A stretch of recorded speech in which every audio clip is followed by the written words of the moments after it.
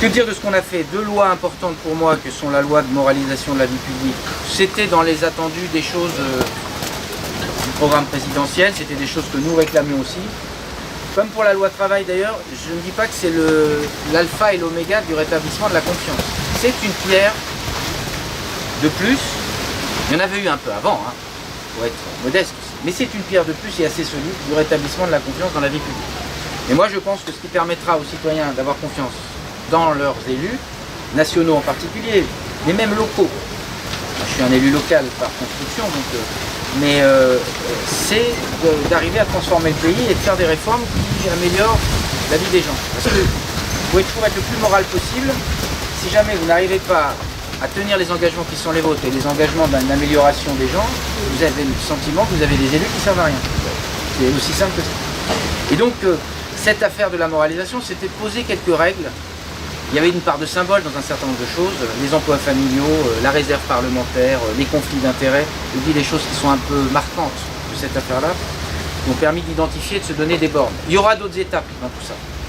Et comme je ne cède pas à la démagogie, il y aura la question, quand on va se poser la question de la réduction du nombre de parlementaires, de ce que sont les conditions d'exercice du mandat de parlementaire, qui sont quand même pas satisfaisantes. Quand on est dedans, on voit à quel point tout ça est un peu...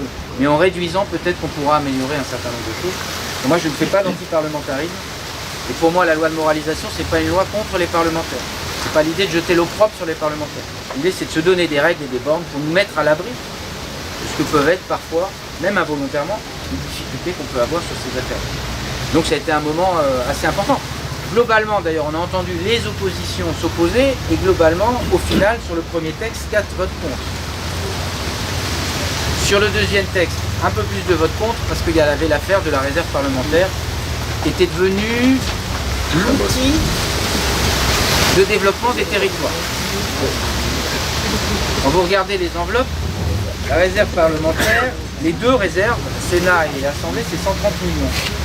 Ça, hein, 150, allez, en mettant celle des ministères.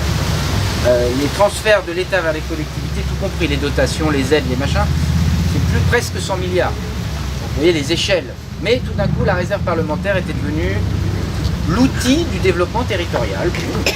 Pourquoi pas, essayons. Simplement, nous considérions que c'était un outil qui paraissait quand même assez obsolète, parce que tout député que je suis maintenant, j'ai pas changé d'avis sur l'idée quand même que le droit qu'on s'arroge de pouvoir distribuer aux uns aux autres en fonction des amitiés, c'est pas forcément du copinage, mais oui, s'il y a un arbitrage entre deux dossiers équivalents et qu'il y en a un qui vous a insulté et un qui ne vous a pas insulté, j'imagine qu'on choisit plutôt celui qui ne vous a pas insulté.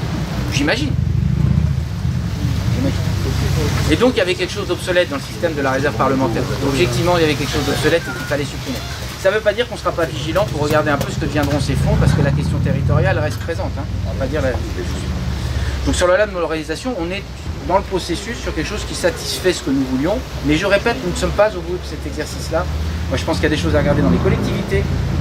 On n'a pas voulu ouvrir la boîte de Pandore, mais il y a aussi des questions de moralisation dans les collectivités, des questions de conflits d'intérêts qui peuvent naître dans les collectivités. Il y a eu des premières mesures de prise. Hein. En tout cas, il faudra aussi aller plus loin. Mais à un moment, il faudra qu'on dise là, on a à peu près bouclé le système. Après, qu'il y ait des gens chez les élus, comme ailleurs, qui ne sont pas honnêtes, ça on n'évitera pas. Parce que quelqu'un qui vous cache la vérité, il vous cache la vérité. Ça, c'est pas une... Ça, c'est pas la loi qui l'interdit. La loi, elle est là pour empêcher. Elle n'est pas là pour faire que quelqu'un qui veut déroger, il déroge. Vous dites que c'est 90 km/h, il y en a un qui est à 120, il est à 120. Mais enfin, on a mis des bornes qui me paraissent intéressantes et c'est des signes qui me paraissent intéressants.